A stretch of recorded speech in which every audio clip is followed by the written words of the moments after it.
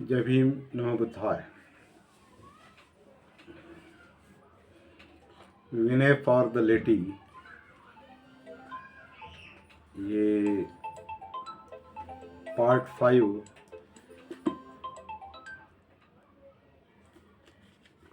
Vinay for the laity part 5 of book 5 of the Buddha and his धम्म।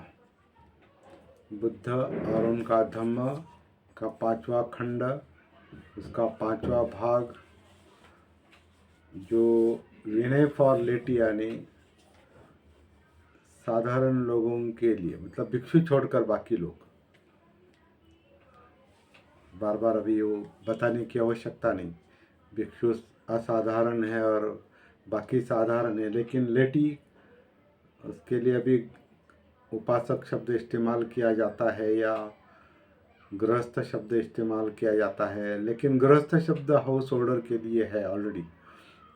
तो लेटी यानी सामान्य लोग, साधारण लोग, बाकी लोग जो घर में रहते हैं, गृहस्थ है। और ये परिव्राजक भिक्षु जो है ये बाहर के लोग। तो इस तरह का ये अर्थ निकलता है अगर गहराई में उतरे तो ये साधारण लोगों के लिए, साधारण समाज के लिए, जिसके हम हिस्सा है, जिसके बाबा साहब भी हिस्सा थे, और बाद में बुद्ध भी मध्यम मार्ग पर थे, तो वो न साधारण समाज में आते हैं न भिक्षु और परिव्राजकों में आते हैं। उनका, क्योंकि उनकी जीवन शैली, उनका धम्म जो है वो मध्यम मार्ग है। तो इन सब का भी अर्थ समझना बहुत ज़रूरी है। चलते चलते, विचार करते करते, अभ्यास करते करते इन सब का अर्थ समझ लेना बहुत ज़रूरी है। विनय फॉर लेटी, ऐसा बाबा साहब ने कहा है। उसका अनुवाद भंते आनंद कौशल्यायन जी ने गृहस्थों के लिए जीवन नियम ऐसा किया है। तो ऐसा अनुवाद नहीं हो सकता। गृहस्थों के लिए जीवन नियम नहीं, साधारण समाज, बाकी समाज, भिक्षु और परिव्राजक छोड़कर, जो समाज के बाहर है, भिक्षु और परिव्राजक, उनको छोड़कर जो बाकी, वो लेटी है, वो साधारण लोग है, सामान्य जीवन जीने वाले, जनरल जीवन जीने वाले, तो उनको लेटी कहा जा सकता है। तो उनके लिए, साधारण लोगों के लिए, साधारण समाज के लिए विनय, उसके बाबा साहब ने हिस्से किए हैं, भाग किए हैं संकलन में। बुद्ध की शिक्षा, बुद्ध का विनय बताने के लिए बाबा साहब ने एक चुनौतीपूर्ण वर्गीकरण किया है। क्या है चुनौतीपूर्ण वर्णन? जैसे विनय का संबंध केवल भिक्षुओं से लगाया जाता है, इसलिए विनय पिटक, जो त्रिपिटक का एक पूरा विभाग ही, एक पिटारा ही है, पिटक, विनय पिटक, जिसमें भिक्षुओं के नियम हैं। लेकिन बाकी लोगों के लिए क्या विनय है? विनय जो विकास में आगे, नए आगे ले जाना, आगे ले जाने में क्या सहायक है, क्या उपयुक्त है, उसे विनय कहा है। तो बुद्ध ने बताए हुए वो नियम नहीं है, वो एक तरह के तत्व भी है। केवल नियम को तोड़ा नहीं जा सकता, तत्व को समझ लेना पड़ता है और उसके अनुसार जीना पड़ता है, या तत्व जीवन में ढालने के प्रयास करने पड़ते हैं। नियम बाहर फॉलो करने पड़ते हैं, उनका अनुसरण करना ही पड़ता है, वरना वो दंडनीय है। तो विनय यानी नियम नहीं, वो एक तत्व है। अब भिक्षुओं के लिए भी वो एक तत्व है, वो नियम नहीं है। और यहाँ बाबा साहब ने जो बाकी लोगों के लिए, साधारण जीवन जीने वाले लोगों के लिए अब ये साधारण शब्द बहुत ही साधारण लगता है। ये समाज के बाहर के भिक्षु और परिव्राजक छोड़कर बाकी जो है वो सामान्य लोग, साधारण जनरल पीपल, जनरल, तो उनके उनमें उनमें उनके लिए भी विनय है बाबा साहब के कहने के मुताबिक। और उस सामान्य साधारण समाज के बाबा साहब ने जो हिस्से किए हैं उनके अपने अपने विनय बताए हैं, और टाइटल भी उसी तरह का दिया है, Vinaya for the wealthy people, धनी लोगों के लिए Vinaya, Vinaya for the householder, यहाँ गृहस्थ शब्द आता है, householder, Vinaya for the householder, गृहस्थों के लिए विनय, विनय फॉर चिल्ड्रेन, जो पुत्र पुत्रियाँ, मतलब वो चिल्ड्रेन, मतलब जिनके माँ बाप के पुत्र पुत्रियाँ, वो चिल्ड्रेन, उनके लिए विनय, विनय फॉर पीपल, मतलब शिष्य या विद्यार्थी जिसमें गुरु शिष्य परंपरा है, उसको भी एक अलग वर्ग किया है, तो विनय फॉर पीपल। और विनय फॉर हस्बैंड एंड वाइफ, पति पत्नी के लिए विनय, और विनय फॉर मास्टर एंड सर्वेंट, मालिक और नौकर के लिए, या मालिक और कामकर, ऐसा शब्द इस्तेमाल किया है, कामगार जिसे हम कहें, काम करने वाले, मालिक के अधीन रहकर काम करने वाले, नौकर, अभी नौकर कहने के बजाय कर्मचारी या कामगार, तो उनके लिए विनय। और गर्ल्स, यानी बंटी जी ने उनको कुमारिका कहा है, तो शादी के पहले जो है वो उस अवस्था में किसी ने बुद्ध को रिक्वेस्ट की है, क्या कहा है, रिक्वेस्ट की है कि अनुरोध किया है कि हमारे बच्चियों के लिए, हमारी लड़कियों के लिए जब ससुराल जाएगी तो उनके लिए कुछ बताइए, तो उसके लिए गर्ल शब्द इस्तेमाल किया है। तो इसका बंटी जी ने उसे कुमारिका कहा है, तो ठीक है समझ लेने के लिए। तो इन सब के लिए विनय बताए हैं, सभी के लिए विनय शब्द ही इस्तेमाल किया है। तो ये बाबा साहब का एक चुनौतीपूर्ण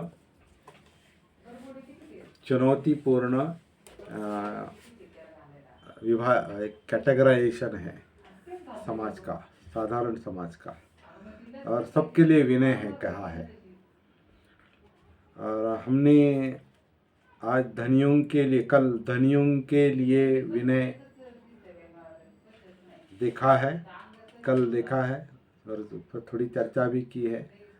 गृहस्थ के लिए, मतलब हाउस होल्डर्स के लिए विनय, और बालकों के लिए, मतलब पिता पुत्री, उनके लिए विनय कि उन्होंने माता पिता के साथ कैसा व्यवहार करना चाहिए।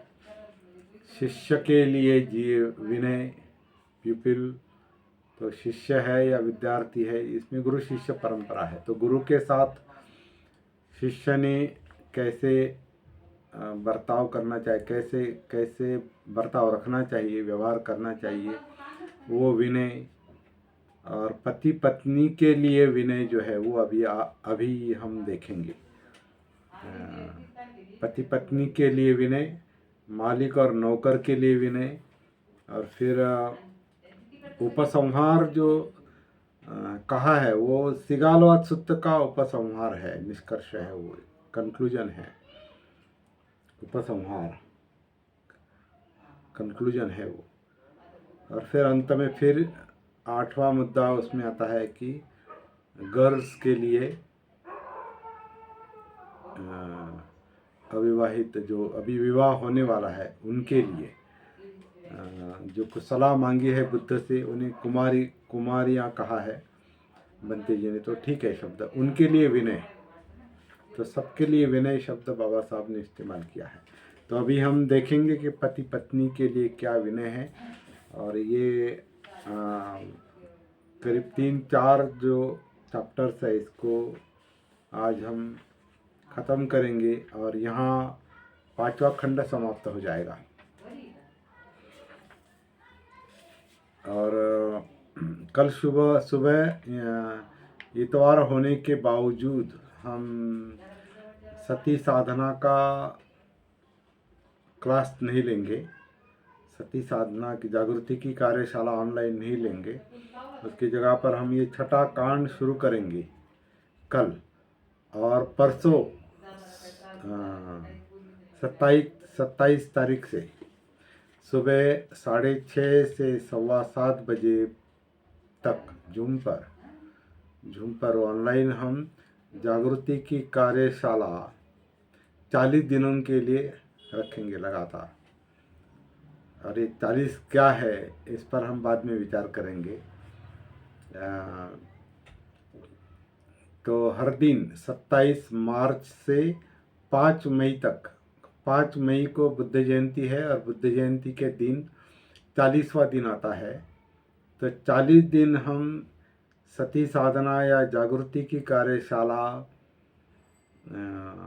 इस पर हम देखेंगे अभी कि जागृति का विकास जो है सांस से लेकर सतीपट्ठान और सतीपट्ठान को लेकर सप्तबोध्यांग और उसका परिणाम जो है विद्या और विमुक्ति, ये जो सूत्र आनापान सती सूत्र में बताया है प्रैक्टिस का, इस पर हमने अभी 3-4 मेरे ख्याल से 4-5 साल तक हमने इस पर काम किया है। इवन अपने कोरोना पीरियड में भी 40 दिन के मेरे ख्याल से हमने 2-3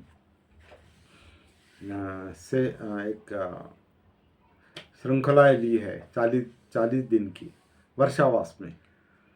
लेकिन अभी वर्षावास के बजाय, वर्षावास में तो लेंगे ही बाद में, लेकिन अभी 5 मई को बुद्ध जयंती के दिन समाप्त होने वाली ये श्रृंखला है, जिसकी शुरुआत परसों होगी 27 मार्च को सुबह 6:30 बजे।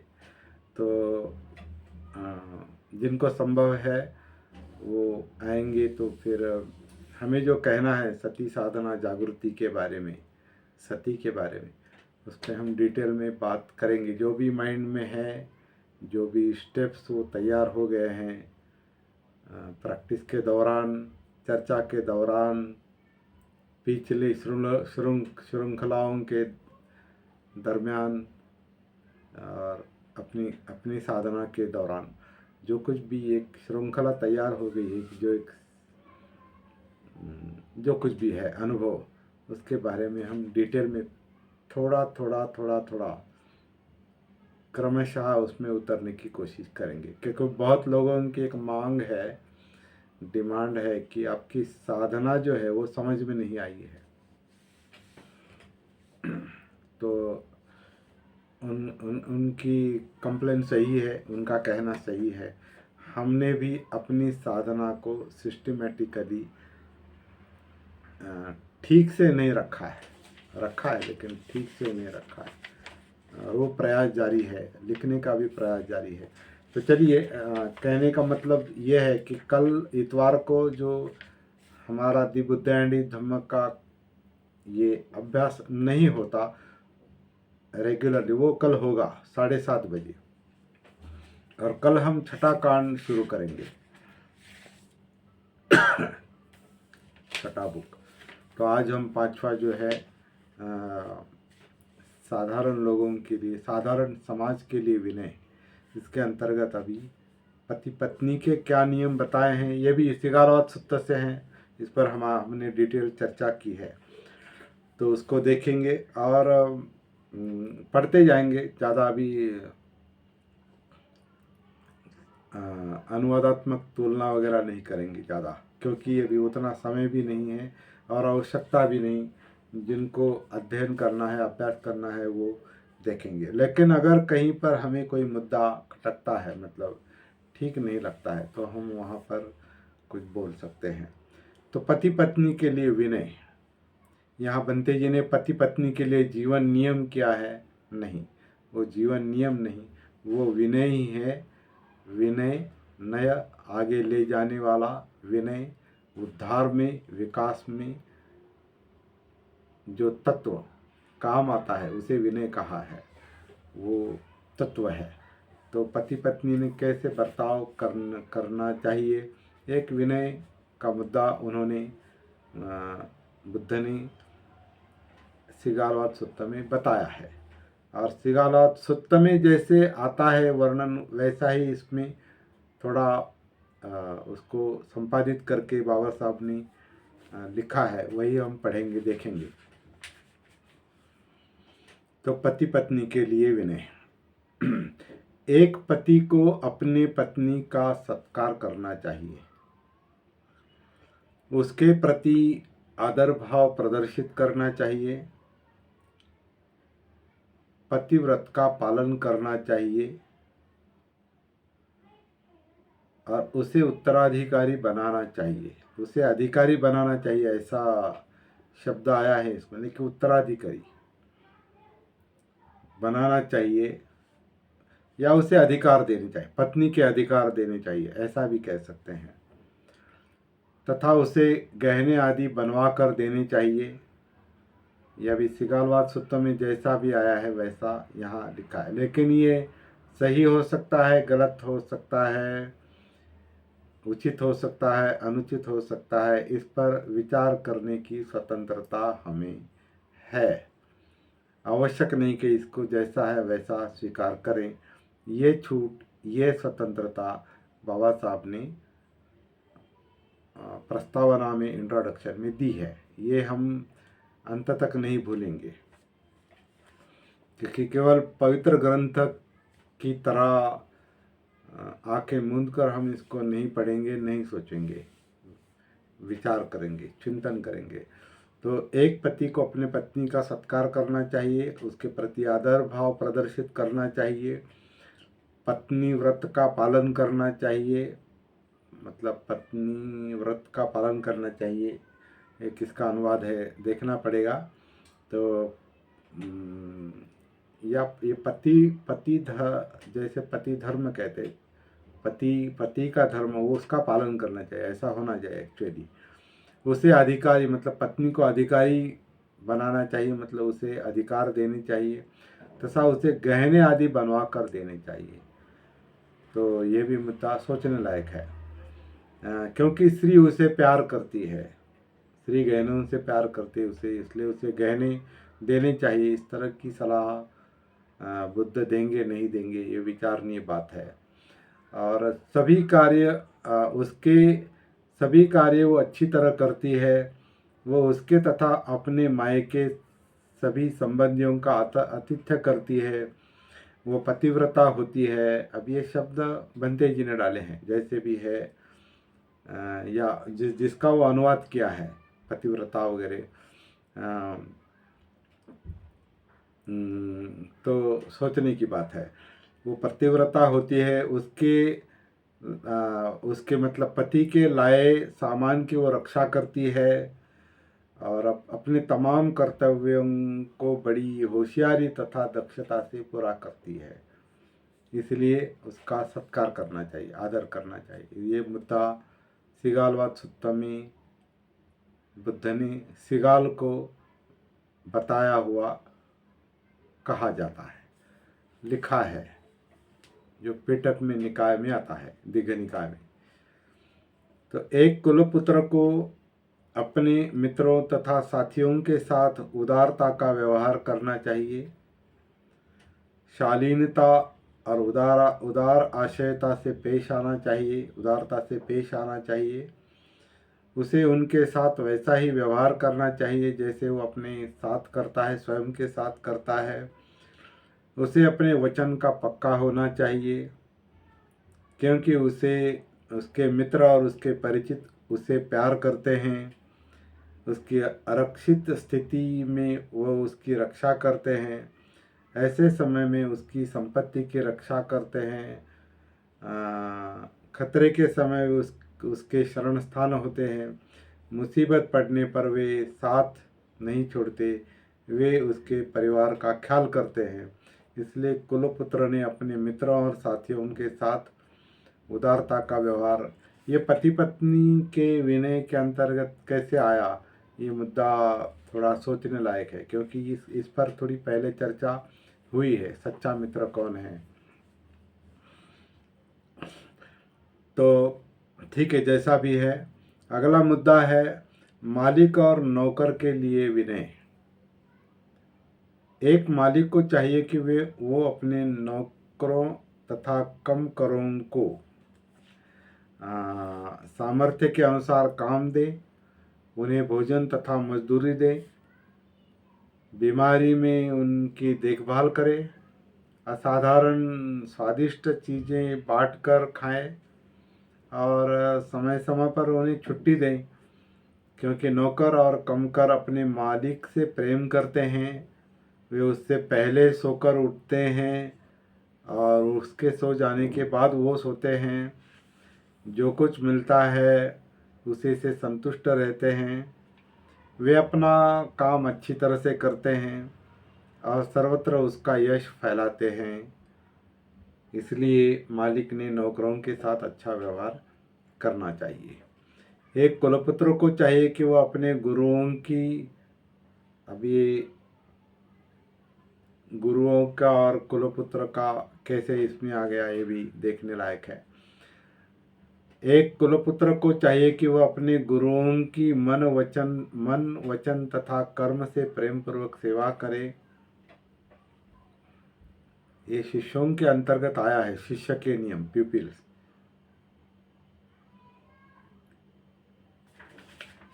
क्योंकि शिष्य के जीवन नियम, शिष्य के विनय के अंतर्गत ये आना चाहिए, शायद ये इधर का उधर हो गया है। एक कुलपुत्र को चाहिए कि वो अपने गुरुओं की मन वचन और कर्म से प्रेम पूर्वक का सेवा करें। उसके लिए सदैव अपने घर के द्वार खुले रखें, उनकी भौतिक आवश्यकताओं की पूर्ति करें, क्योंकि गुरुजन उसे बुराई से बचाते हैं, उसे भलाई करने की प्रेरणा देते हैं, उससे मैत्री रखते हैं। जो उसने अभी तक नहीं सुना वो उसे सुनाते हैं, और जो सुना है उसे ठीक और निर्दोष बनाते हैं। तो ये गुरु के कर्तव्य है, गुरु के विनय है शिष्य के प्रति। इस तरह का नहीं, शिष्य का विनय है, शिष्य के विनय है गुरु के प्रति।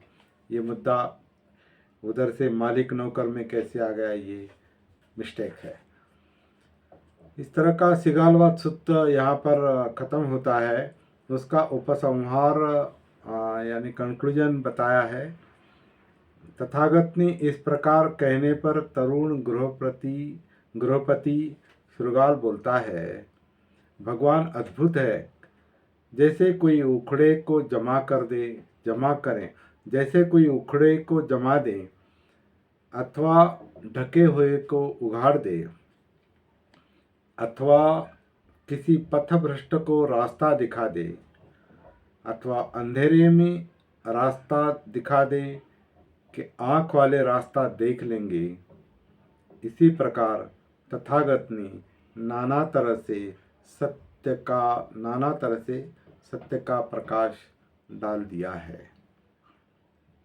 और मैं भी, सिगाल कहता है, मैं भी बुद्ध धम्म और संघ की शरण जाता हूँ।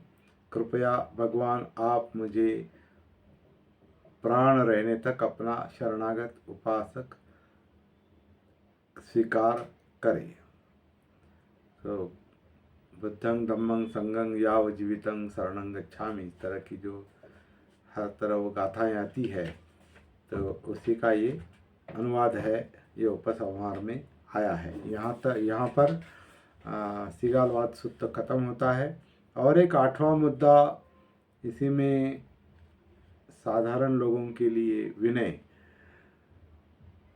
विनय फॉर लेटीज, इसके अंतर्गत ये अंतिम मुद्दा बाबा साहब ने इसमें डाल दिया है। वो है गर्ल्स के लिए विनय फॉर गर्ल्स, यानी शादी के पहले जो, तो कुमारियों के लिए विनय या जीवन नियम कहा है। वैसे विनय स्पष्ट रूप से विनय शब्द इस्तेमाल किया है बाबा साहब ने, तो वैसा ही रखना चाहिए कुमारियों के लिए विनय। एक बार बुद्ध बद्ये के पास जातीय वन में ठहरे हुए थे।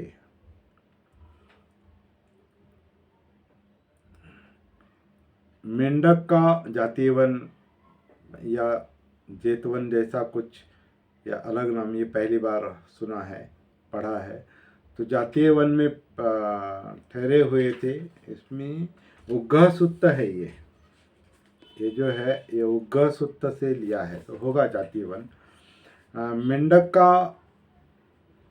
मेंढक का पौत्र उग्गह वहाँ आया और अभिवादन करके एक ओर बैठ गया।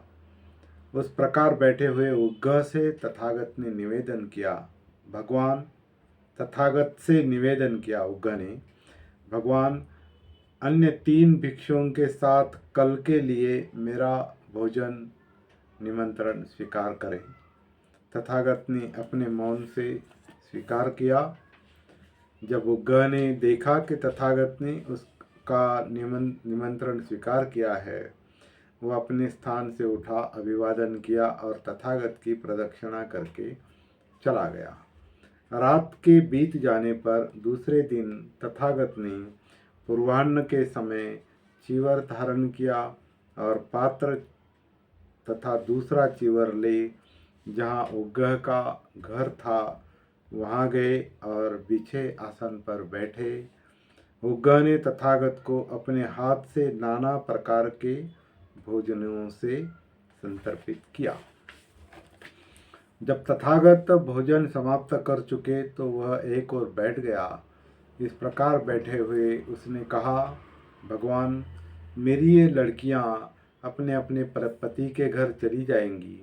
भगवान आप उन्हें परामर्श दें, आप उन्हें उपदेश दें जो चिरकाल तक उनके हित तथा सुख का कारण बने। तब भगवान ने उन लड़कियों को उपदेश दिया, लड़कियों इस प्रकार का अभ्यास डालो कि हमारा हित और भलाई चाहने वाले हमारे अनुकंपक माता पिता जिस किसी पति को भी हमें सौंप देंगे, हम उसके पहले सोकर उठने वाली होंगी, उसके बाद सोने वाली होंगी, हम काम करने वाली होंगी, सभी चीज़ों को व्यवस्थित रखने वाली तथा मधुर भाषिणी होंगी। लड़कियों तुम्हें ऐसा अभ्यास डालना चाहिए।